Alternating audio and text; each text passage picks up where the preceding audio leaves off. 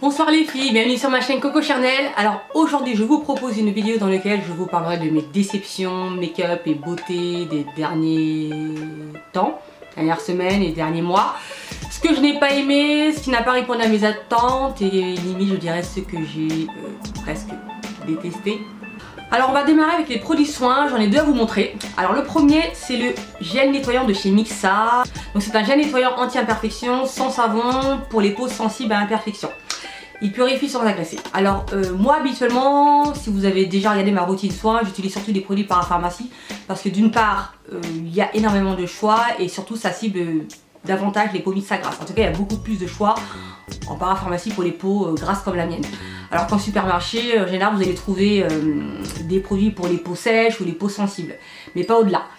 Et il y a quelques mois de cela, j'avais terminé mon gel nettoyant de chez Vichy, qui est pour moi un incontournable. Et je voulais justement m'orienter vers les produits de supermarché et voir ce qu'il y avait en rayon et peut-être des nouveautés qui auraient pu m'intéresser. Et j'ai vu ce produit. Donc je l'ai testé. Ma foi, ça fait son job, ça nettoie bien. Donc je l'ai testé pendant 2 jours, rien à redire, ça nettoie et ça purifie la peau. Mais j'ai observé par la suite des petits effets secondaires assez désagréables. Alors dans un premier temps, ma peau tiraillait énormément. Ce produit est censé ne pas agresser, mais lorsque je l'utilisais, j'avais l'impression d'avoir la peau mais alors ultra sèche, qui avait besoin d'être hydratée dans l'immédiat. Donc il fallait que je m'empresse d'utiliser ma crème de jour parce que ma peau avait l'air d'être complètement assoiffée et complètement limite j'avais une peau aride, on peut dire ça. Et le second point qui selon moi est vraiment rédhibitoire et que je ne peux pas supporter, c'est que lorsque je me maquillais pas, lorsque j'avais des jours off, que j'étais tranquille à la maison et que je voulais pas me maquiller, et ben je passais ma main sur le visage et j'avais une espèce de film gras, poisseux, limite dégoûtant, que je n'arrivais pas à identifier. Donc en repérant un petit peu les produits soins que j'utilisais régulièrement, j'avais rien changé à part ce gel nettoyant. Donc pour moi je suis désolée, même une peau grasse a besoin d'être hydratée, d'être protégée et un produit qui agresse la peau n'est pas forcément un produit qui est efficace.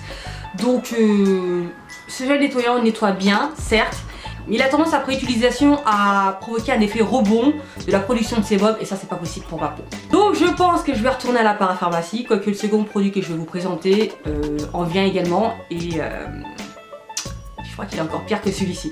Alors vous connaissez ma routine teint, ma routine soin. Je me démaquille avec de l'huile de coco ou une huile démaquillante et ensuite j'utilise mon gel nettoyant.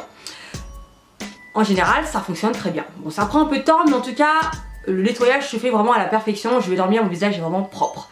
Mais imaginez, vous arrivez à combiner ces deux effets, l'effet démaquillage et l'effet nettoyage.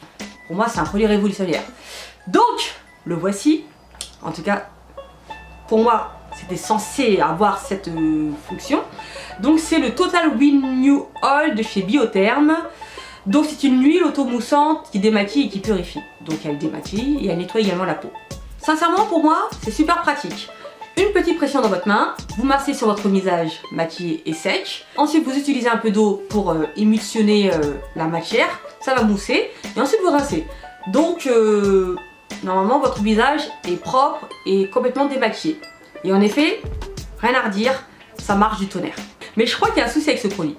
Je pense que vous ne devinerez jamais quel est le souci dans cette bouteille parce que c'est plutôt rare. Donc la première fois que je l'ai utilisé, j'ai massé mon visage, tranquille, sous ma douche.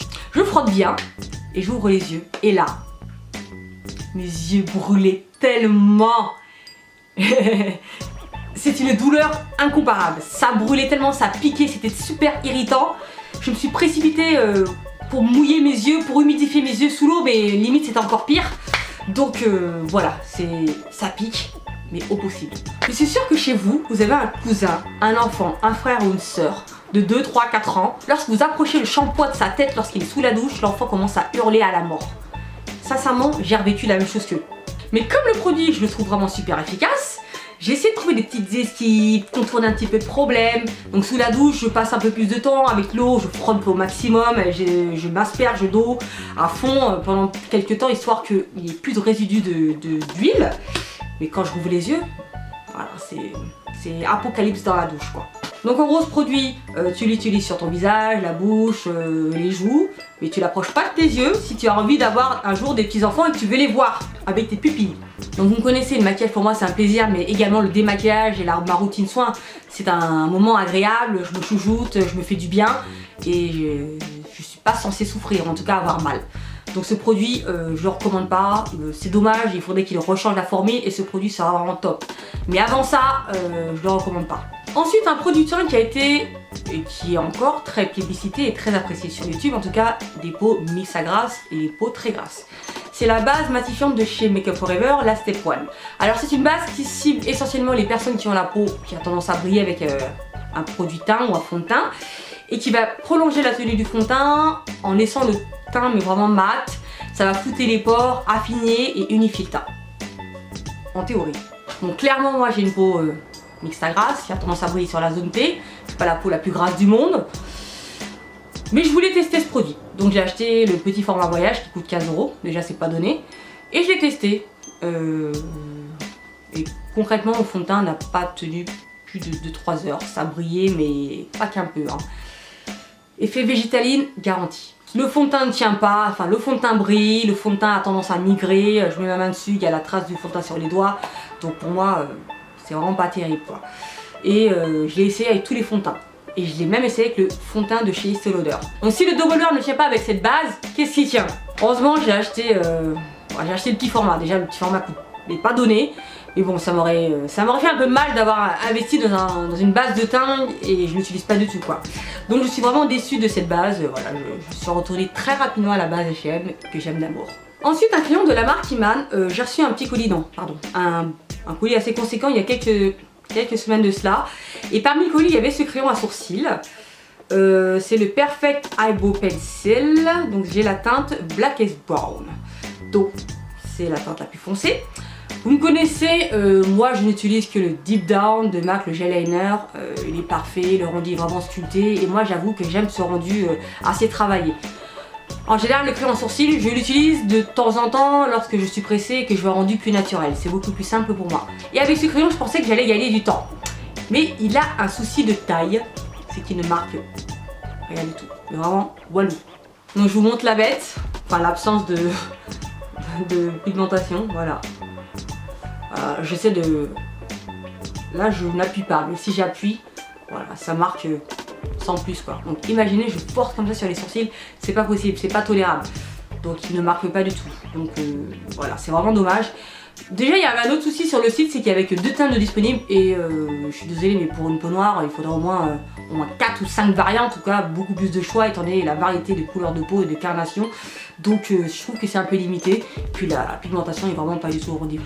Donc ce crayon je ne vais pas vous le recommander parce qu'il ne marque pas du tout. Il y a d'autres marques qui proposent des teintes et en tout cas une pigmentation bien plus à la hauteur et bien plus intense et bien plus pigmentée pour une peau noire.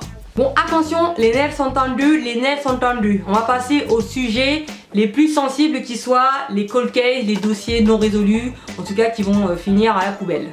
Donc le premier, une déception mais alors pas des moindres, le fond de teint de chez Urban Decay, c'est le All Nighter.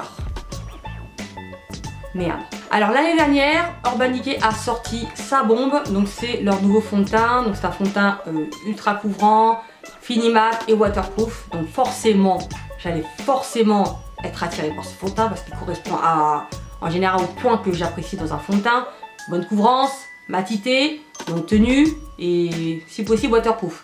Donc vraiment pour moi il avait les 3 points les plus positifs et les plus attractifs pour moi. Que dire? Le packaging est vraiment super joli, bien travaillé, j'ai rien à redire là-dessus. Je suis amplement satisfaite. Premier point négatif, le choix des teintes. En tout cas les teintes disponibles pour les peaux noires. Bon en gros il n'y en a que 2. Je crois qu'il n'y en a pas plus que 2 ou 2. Ouais, je vais dire 2. Donc moi j'ai pris la teinte 12. Que vous dire à part que la teinte ça va pas. Donc je vais pas vous mentir, hein, je l'ai utilisé 1 à 2 fois, ça m'a suffi à voir les qualités du fond de teint qui sont très pauvres quoi. Donc il est censé être mat, couvrant, waterproof, couvrance oui je confirme. Oui il camoufle bien les imperfections, il est vraiment très pigmenté, mais non, question matité, on n'est pas du tout dans quelque chose de vraiment longue tenue et bien mat quoi. Le fond de teint a commencé à briller au bout de 2-3 heures. Donc pour moi c'est pas terrible, je dirais même vraiment c'est un vrai fail. Question carnation, il y a très peu de choix pour les peaux foncées. Il y a 2 teintes il me semble de disponibles. Donc vraiment pour moi c'est pas terrible. J'ai pris la teinte 12, je l'ai essayé. D'ailleurs je vous déconseille d'essayer un fond de teint que vous venez d'acheter et vous allez directement travailler avec. Grosse erreur, ne jamais faire ça. Je suis allée travailler avec, mon teint était tellement orange, effet Oompa Loompa garanti. J'ai dû supporter le fond de teint mais toute la journée, j'étais vraiment pas bien.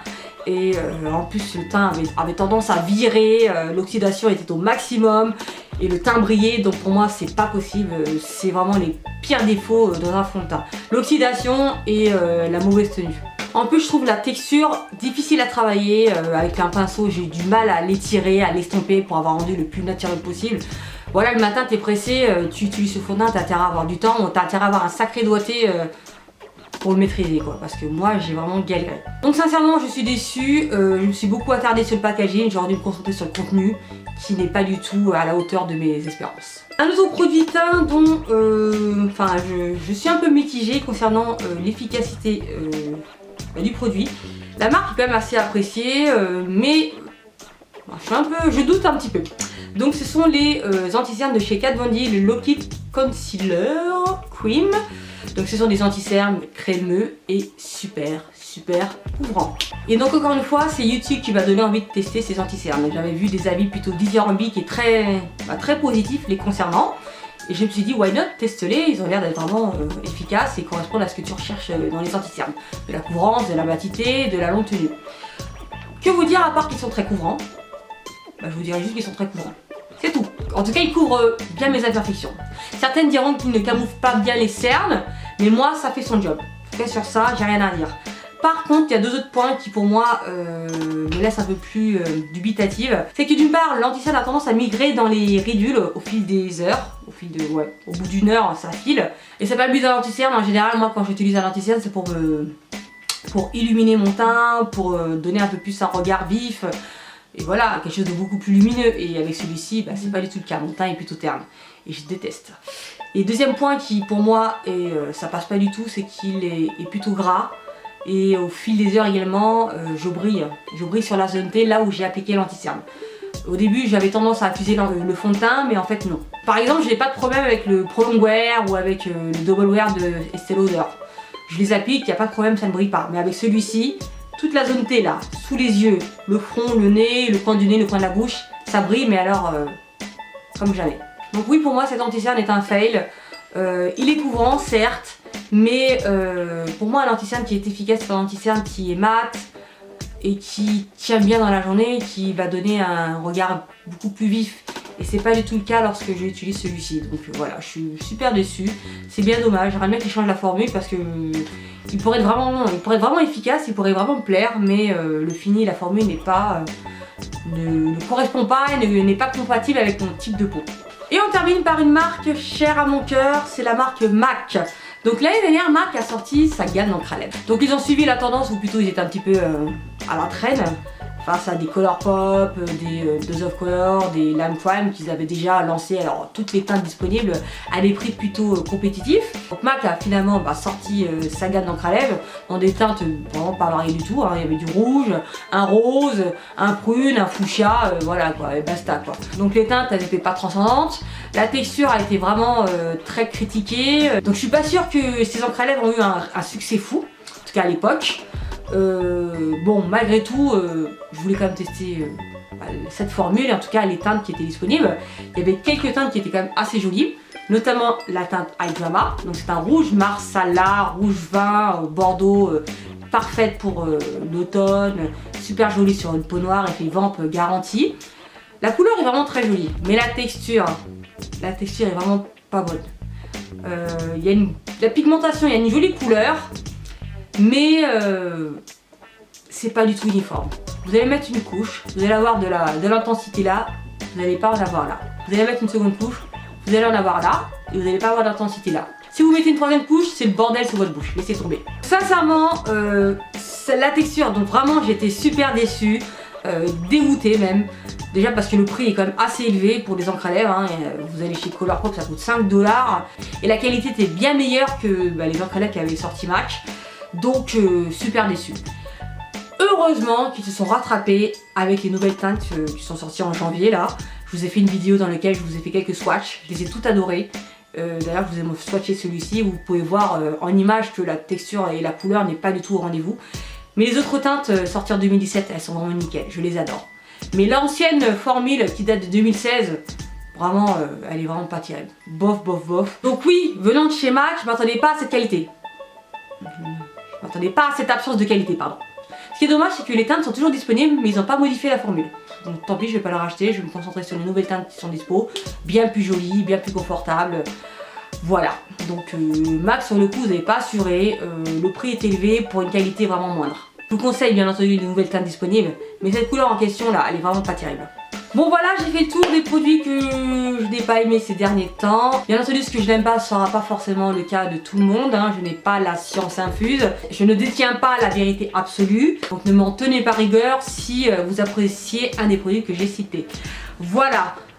Sinon dites-moi dans les commentaires quels sont les derniers produits que vous avez détestés, que vous n'avez pas aimé, qui vous ont déçu. Donc voilà, j'aimerais bien savoir ce que mes abonnés pensent et ce qu'elles me déconseillent également. Voilà, sinon vous pouvez me retrouver sur les réseaux sociaux, Snapchat, Instagram, Facebook et bien entendu YouTube. Donc vous n'hésitez pas à vous abonner à ma chaîne YouTube si ce n'est pas encore le cas. On laisse des pouces positifs, bien entendu, si vous avez apprécié cette vidéo. Voilà, donc je vous fais des gros bisous, je vous dis à très bientôt. Merci d'avoir regardé cette vidéo. Bye bye.